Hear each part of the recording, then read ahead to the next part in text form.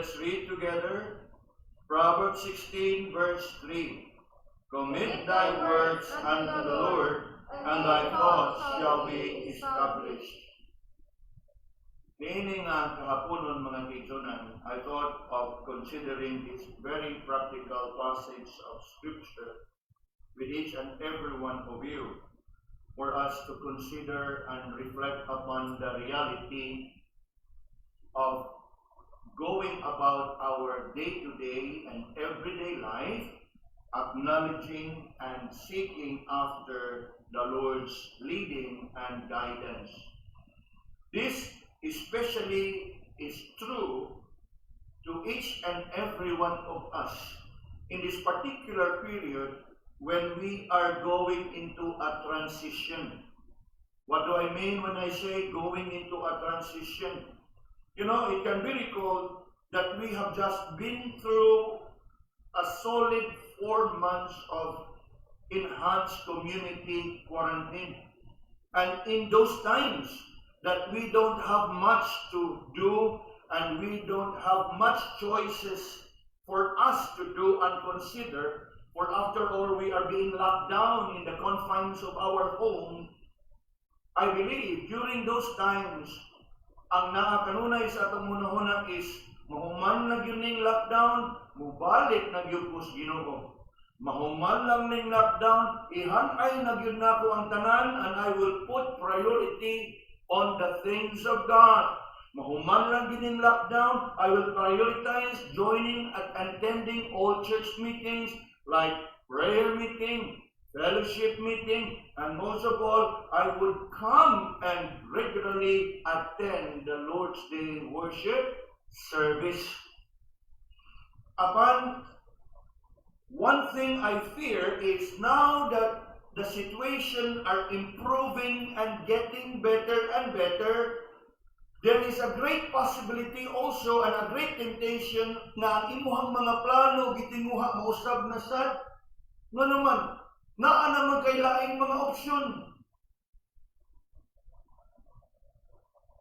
In other words, what you have planned and purpose in your heart during those lockdown, it is possible that it can also change as the situation also is changing. Of course, during those times, what man tayo choice? Lord, human na gini mo, balik na gini po mo. Gani, I am greatly encouraged when during those times, dagang atong mga kaigsunan, na mingon nga, Pastor, pwede namin musimba niya. Yes, I'm so encouraged to hear those brethren asking and calling us, pwede namin musimba, Pastor. Ako pa mismo mingon nga, ayaw lang sa kay delikado. For obviously, we are on a lockdown. Now, we are gradually going back to normal. I pray that those brethren who have that excitement to come to church during the lockdown would still have the same burden and desire when the time shall come, that all the restrictions would be removed, that to the time would come that we would all be permitted to come and gather together here in church.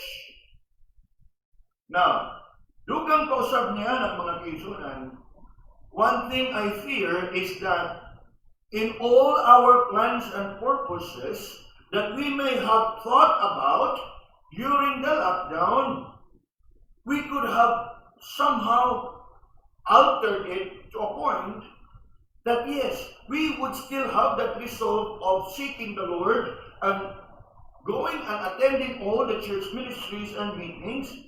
But then again, makita nato nga sa hinahinay, naa na siya'y kakumpetensya. Naa na siya'y kakumpetensya. Kung tungod niya ng mga kaisunan, I thought of considering this very practical verse for us to consider niining kapunon. Now, if you can take a look at Proverbs chapter 16, in fact, beginning in verse 1, you can see the contrast as well as the parallel between man's action and in contrast and compared to God's decision. Man's action and God's decision. Now, look with me in verse 1. You can prepare all that you can, no? The preparation of the heart in man, and then what? And the answer of the tongue is from the Lord. In other words, you can plan all you want. You can prepare all you want. You can thought about everything that you would want to do. But please be reminded that all your plans and purposes would be subjected to the will of God. The Lord has the final say. The answer of the tongue is from the Lord. Come down now to verse 2.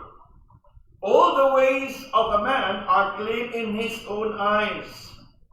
Now you see the contrast again. Man, and then what? The Lord weigheth the Spirit. In other words, diha sa ato ang mga gitinguha, nga giplano, nga gitinguha nga atong pagabuhaton, we always have that inclination and the tendency to believe nga mao ginay makaayo nato. But little did you know that it is not. Look at what the second half of the verse says. But the Lord weigheth the Spirit. It is possible, mga kaigsunan, na diha sa imong mga gitinguha nga imong paghimuon, sa imong gitinguha nga pagabuhaton, you are so convinced na mao kana mo'y makaayo kanimo. Apan Syri, that God knows you better than you know yourself. Meaning, that even when you are so convinced na mo kanay makaayo kanimo, the Lord knows na somewhere, somehow, ang imuhang mga tinguha would suddenly be changed and be altered. A while ago, I just mentioned, sa diha pa nga lockdown, wa gyud kay laing choice, wa kay may trabaho, wa kay mahimo, nagapamalandong ka, na nakita nimo nga nagko kay kag pagkuwam sa Ginoo kay sa panahon nga maayo pang panahon, imo lang gipadaplin ng Ginoo kay giuna nimo ang trabaho, kay kumbinsido kay ka nga sa pagpanginabuhi nimo sa imuhang mga panginabuhian o pangitaan, mo kanay magbuhi kay nimo og sa imuhang pamilya. Di ba na mo iingon des verse 2? All the ways of man are clean in his own eyes. Kaya nga naman, who dare say na sayop ang magkugi o manarbaho o manginabuhian? Di ba ganoon? But the thing is, even when you commit yourself in all these things, the fact remains na imuhang nahikling o imuhang napadaplin, gani, wa nimo mahatagi sa pagtagad ang mga butang spirituhanon. And so what happens? During the lockdown, nakapamalandong ka. During the lockdown, nakasundong ka. Bitaw mo, nakuwang gipos Ginoo niya itong panahon na, Lord, mahuman na yun yung lockdown, ikaw na yun ang akong unahon. Sa dito, pas isikyo. Pag in GCQ, moderate. Moderate na sa hinahinay.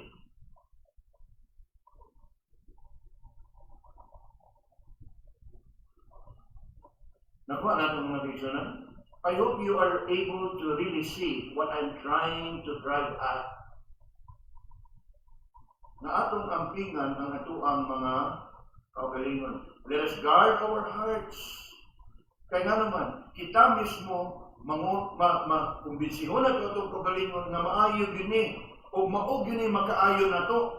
Kaya nga naman, I tell you, no one of us magtinguha og mga daotang mga buhat, di ba? ang ato yung gitinguha nga makaayo gini, pero without you realizing nga kanang imuhang mga diplano nga nisabay sa kanang status atong ECQ sa ECQ pa, Lord, human na gini, balik gini po nimo.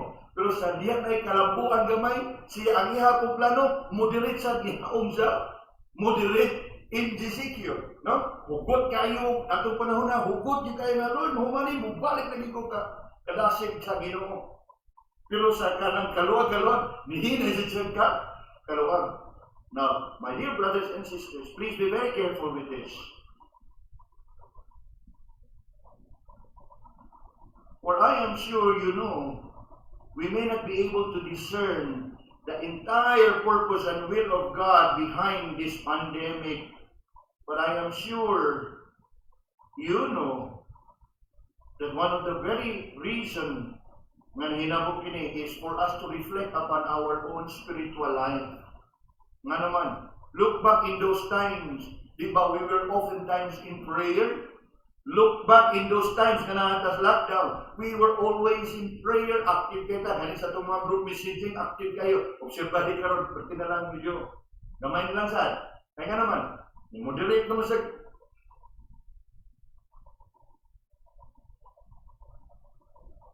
Be very careful. Guard your heart. Kaya nga naman, yes, we have always been reminded in the Bible, the heart is deceitful above all things and desperately wicked. Who can know it? And that is what we see here. You can do all the preparation that you want, and then what? Convince yourself that this is the best for you. Look at verse 2. For the ways of man are clean in his own eyes. Who dare challenge you? Who dare question you? Kung maayo ba ng imong gibuhat o dili, kay kita mismo, ato yung barugan na makaayo ni. Panginabuhian din ako, muna akong gibuhi sa kong pamilya, muna. True. No point of arguing. Because all the ways of man are clean in his own eyes. But please know that just because you look at it and it seems good to you, please understand that the Lord weigheth the Spirit.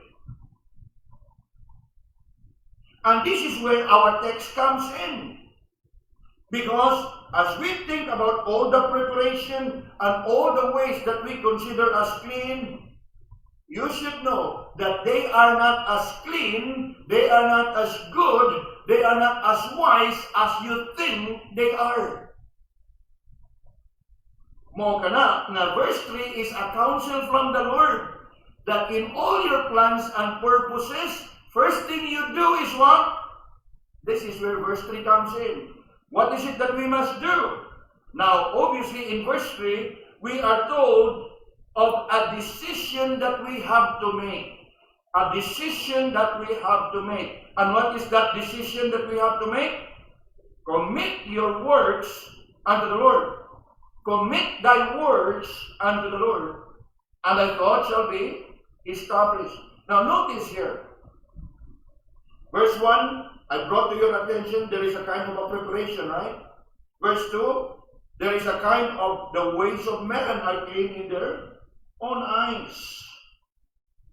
Verse 3, we are told that before you go and execute all that you have planned and prepared for, before you go and execute and do all those that you have planned that you consider as clean in your own eyes, we are encouraged in verse 3 that before doing it, the key word there is what? Commit thy works unto the Lord. Now, kung atong tanawon ang verse, this verse mentions about work, mentions about our plans and purposes, the program of activities that we want to do. This does not refer necessarily to the work of the ministry. This does not necessarily or primarily deal with the ministry and the work of the ministry and the ministry of the church. It is all about our work. And what is it about our work? It refers to all those things that we have prepared for. Verse 1, remember? Iandaman mo. It is all about those things that you have considered ways that are clean in your own eyes. So, this does not necessarily refer to church ministries and work of the ministry. It simply refers to whatever it is that you have been preparing and planning to undertake. That's the word. Ang mga butang na imo nang giandam gihangay sa kasing-kasing ugunona that you are now about to go and ready to execute and do. And the writer of Proverbs tells us, oops, ayaw sa. Just because you have all things prepared and in place, just because you are so convinced, according to verse 2, just because you are so convinced that everything is clean in your own eyes, oops, ayaw sa. That's where verse 3 comes in. Oops, ayaw sa. You need to commit to the Lord. You need to commit to the Lord. Don't you ever be so confident or overconfident that just because, if you have to look at verse 1 again, just because you have prepared everything, and just because you are so convinced that your ways are clean in your eyes, verse 2, it's like a kind of a caution, no? A caution. Na sa dili pa nimong buhaton, it is a kind of a pause. Time's up. Before you go and do it, you need to consider what I'm trying to tell you in verse 3. And what is the writer trying to tell us in verse 3? In all your preparation and in all the ways that you consider as clean in your own eyes, you have been told in verse 1 that the final say is the Lord. And you have been told in verse 2 that it is the Lord that weigheth the heart. And so what are you supposed to do? Will you continue to do it? Of course not. The counsel is here. And what is the counsel? Before you go and do it, pause for a moment and consider what? Doing this. And what are you supposed to do in here? Commit thy way unto the Lord. Ayaw ka pagpakasiguro. Ayaw kapag dali-dali, tungod kay kumbinsido na gyud ka nga maun na gyud pinaka-the best para kanimo. Kunya kumbinsido na gyud ka according to verse 2 nga limpyo ug hapsay na ang tanan, di na gini mapalpak, di na gini mo pakyas. Because you are so convinced according to verse 2 that all the ways of man are clean in his own eyes.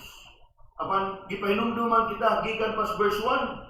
Yes, you can prepare all you can, but the final say is of the Lord. You may be so convinced that everything is in place, but the Lord weighs the Spirit. And so, here is a caution that before you go and do, just because you are so convinced that everything is prepared, all is set, and everything is, all systems go. That is how the word would say it. All systems go, meaning all systems go na gani, plaster na ang tanan, na plaster o nahimo na ang tanan, all systems go. Now, the writer of the Proverbs is reminding us here, before you go and do it, pause for a while, and do what? Do this. And what is it that we have to do? The key word here is what? Commit. Commit. Now, we are very familiar with the word, right? Commit, commit, commit. But how often do we commit things to the Lord? The word here implies na ato ang itugyan nato sa Ginoo. O kung sa atong itugyan sa Ginoo, those things that you are about to do. Remember? What is it that you are to commit to the Lord? Those things that you have prepared for, according to verse 1. What is it that you are to commit unto the Lord? Those things that you already have considered that they are clean in your eyes.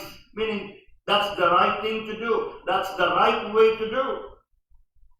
What is it that you are to commit unto the Lord? All those things that you have prepared and excited to do. Because in doing, you look forward to accomplishing and achieving what you have planned for.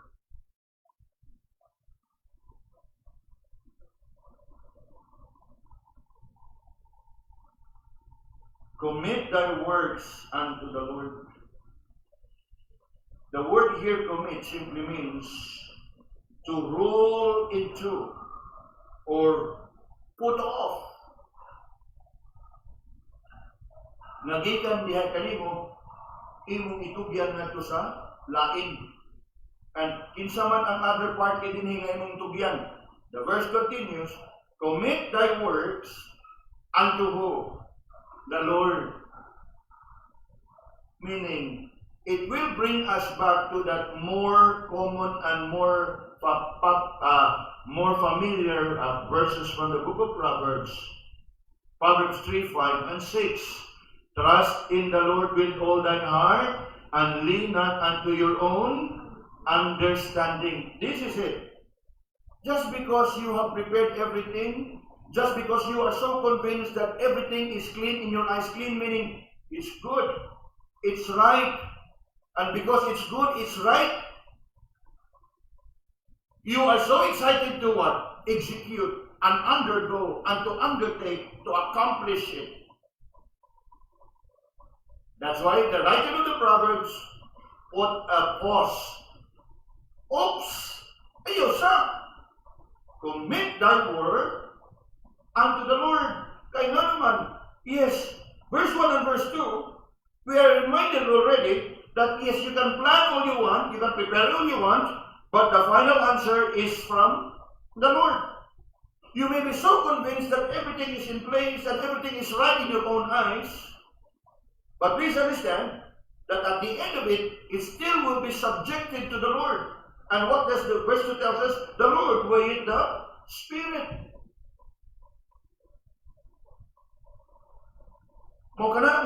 We are being called to a pause or for a momentary stop, that just as when you are so excited and occupied to do what you want to do, regarding to all that you have prepared, and regarding to all the ways that you consider clean in your own eyes, the writer of the Proverbs is just like telling us, time pa sa, ayaw sa.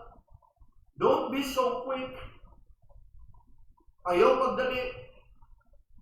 We are told, commit thy word unto the Lord.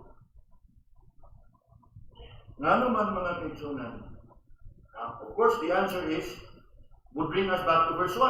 The final answer is of the Lord. And the Lord weigheth the Spirit.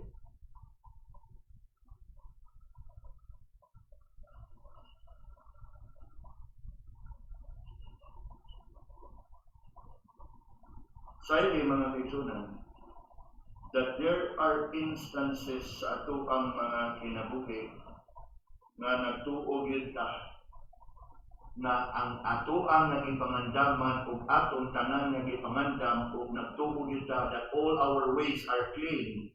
We are told in verse 2, but the Lord weigheth the Spirit. That is why we are called to pause and stop and do this one thing. And what is this one thing? Commit thy works unto the Lord. Now, if you can look at verse 25 for a moment of chapter 16, I want us to consider what it says there. Proverbs 16, verse 25. Nakariha? Now, tanawa ko sa gisulti. There is a way that seemeth right unto a man, but the end thereof are the ways of death.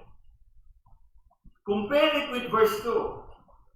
All the ways of man are clean in his own eyes. Ato pa kumbinsido kita nga limpyo gyud hangay na kining tanan, mao na gini siya sakto.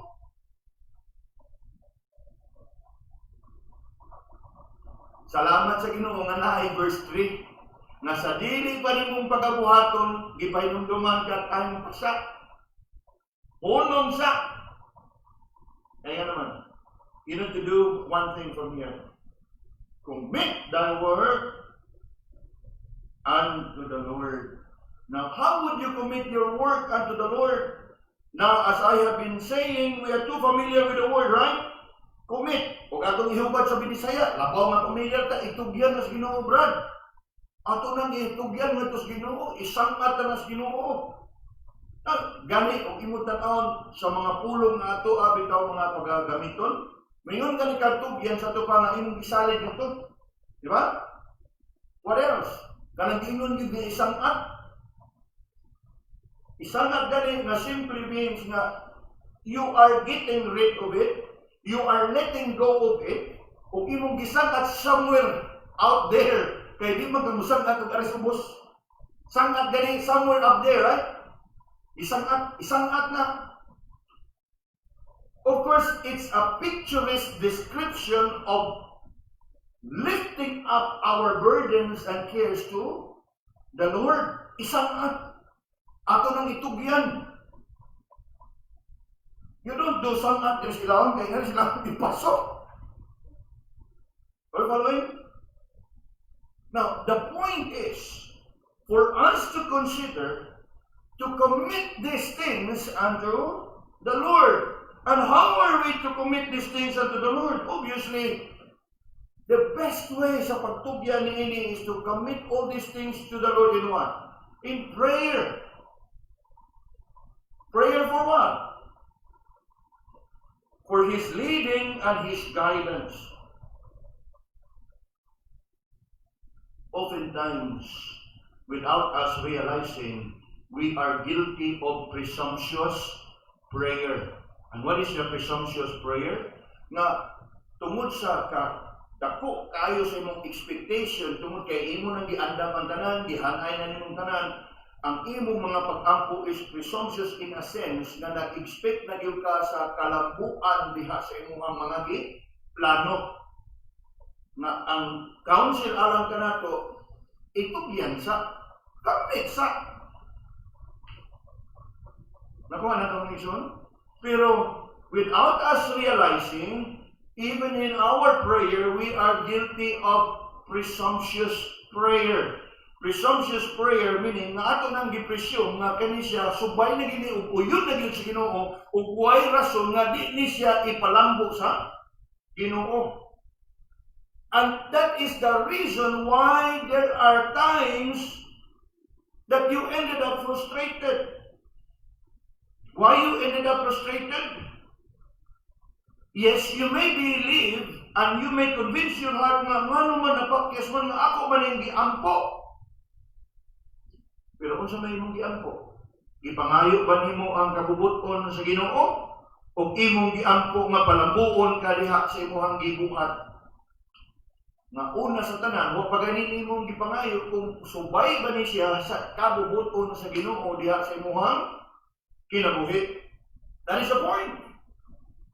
Because we get ourselves confused.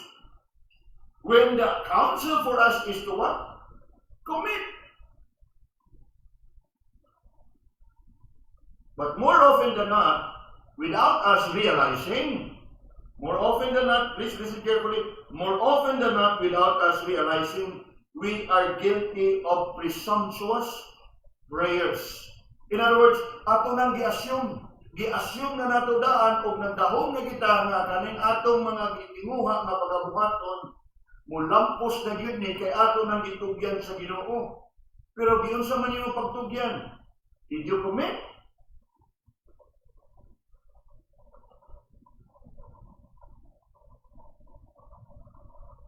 It is one thing to trust in the Lord. It is another to commit your ways unto the Lord. No question about it. God is faithful. He is able to do. Nothing is impossible with God. But the important thing at this point is for us to really ensure whether what we are pursuing and what we are about to undertake and what we are about to do is in view and in line with God's plans and purposes for us. Kaya kung mapakyas kita sa paghimo ni mga kitsunan, don't be surprised that at the end of the day, you would end up disappointed. Nakuha na to? Don't be surprised. Now we are told here that before you do and go about doing all these things, pause for a moment. That is where verse 3 comes in view of verse 2 and verse 1. Commit. Kaya nga naman, ganahan magudenta og instant result. O, giandaman na na ko, Lord. Hapsay na na, Lord. Everything is in order. Boom.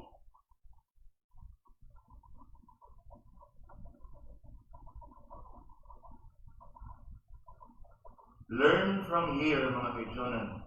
It is only when you commit your ways and your word unto the Lord, then and only then you can expect one thing. And what is that one thing that you can expect? Second half. And thy thoughts shall be established. Now, usahay na atay tendency nga mulantaw og mga verses from the book of Proverbs, and we try to equate it with a promise.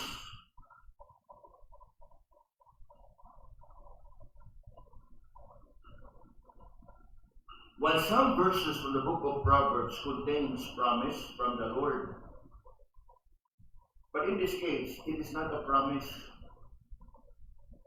It is actually a practical advice. Mingon ka ni ka promise para sa like the Lord Jesus said, ask whatever you would in my name and it shall be given to you. That's a comforting promise. In here, it's just a practical advice. And what is the advice? Tanawa pa kayo, ha? And thy thoughts shall be established. Meaning, ang maong bersikulo wala magsaad na magmalambuon ka. Nakuha na to? The verse never promised success and prosperity.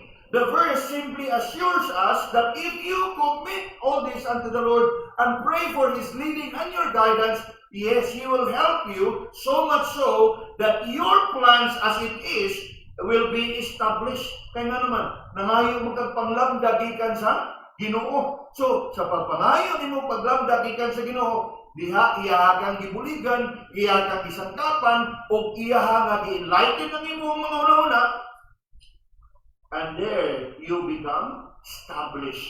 And what is it that is established? Not your work.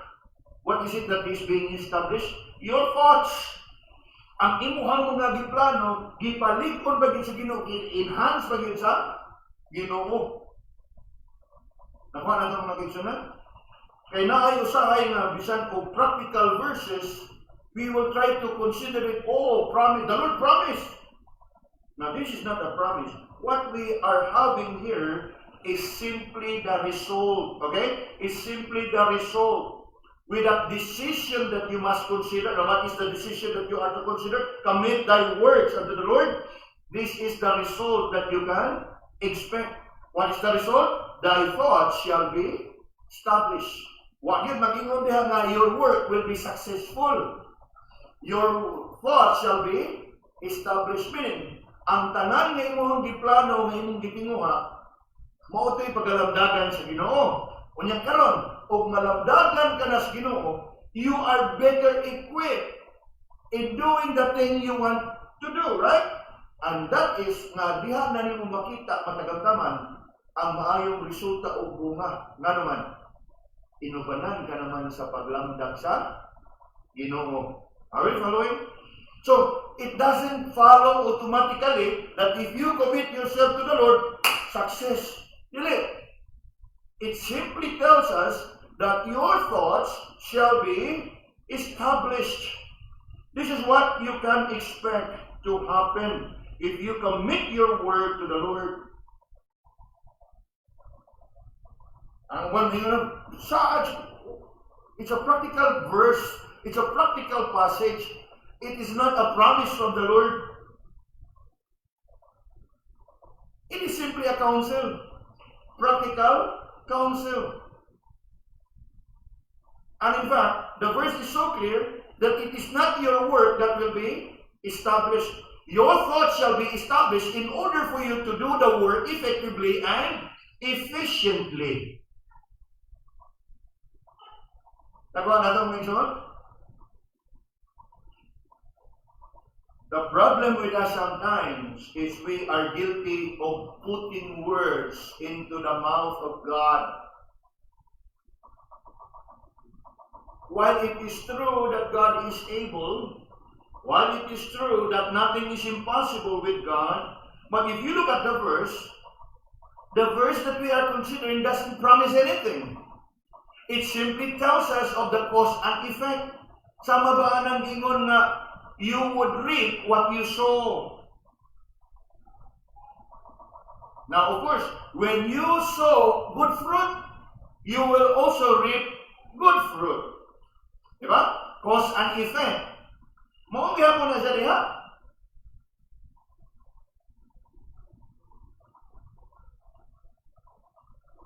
The sad reality is, more often than not, we can be so excited and so full of enthusiasm to just go and do those things that we have long prepared in our hearts without taking into serious consideration or without even securing and really seeing it and making sure of it that you already have a kind of a confirmation ikan sa Ginoo.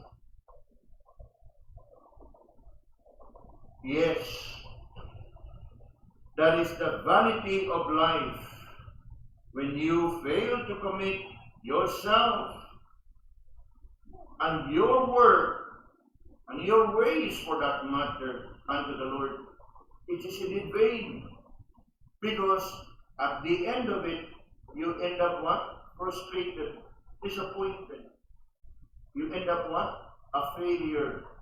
Remember? Psalm 157 verse 1, except the Lord build the house, they labor in vain that build it. True. But should you take into serious consideration the counsel of the Proverbs here, to commit your work unto the Lord, yes, you are assured that your thoughts shall be established. And once your thoughts shall be established, masagkapan na ka pag-ayo, kung saan mo paghanay ang imong buhaton. Nakuha na to? Dili kay ato na yung inditso nga, malambuon ta ani kung atong itugyan sa Ginoo. No. What the verse is telling us is, your thoughts will be established. Muna gitawag na ito sa kanunay ba nga, we oftentimes jump into conclusion. Wa pagaling ka diha, naghanay sa tuwan, ditso din na conclude, malambuon. When the verse simply tells us to do this, and this will be your fruit. Consider this, commit thy ways, you expect this result. What is the result? Your thoughts shall be established. And you know mga kaibigan, as we reflect upon these things, meaning kagabi, this is something, as I have said, very practical. And another thing, this is something that we need every day of our life. Kaya nga naman, every day of our life, we find ourselves making choices and decisions. Every day of our life, we find ourselves doing, pursuing, and trying to achieve something. And more often than not, in doing and pursuing something, we end up frustrated and disappointed nga naman because it turned out not according to our expectation.